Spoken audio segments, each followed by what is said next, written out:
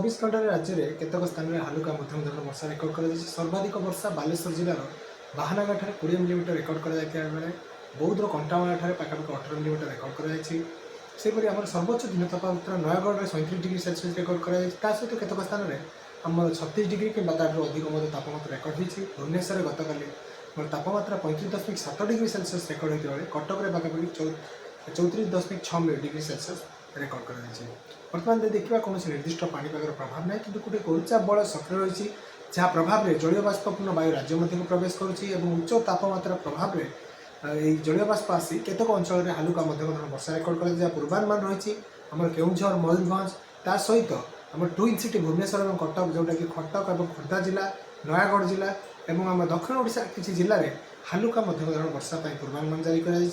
आगामी 4 दिन पर्यंत राज्य में यहपरी वर्षा लगी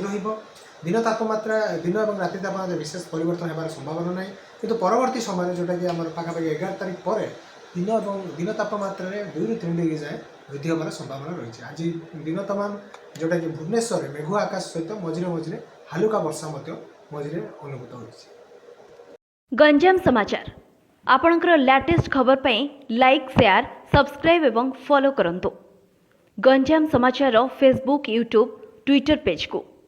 अधिक तथ्य पाई विजिट करंतु आम वेबसाइट www.ganjamsamachar.com।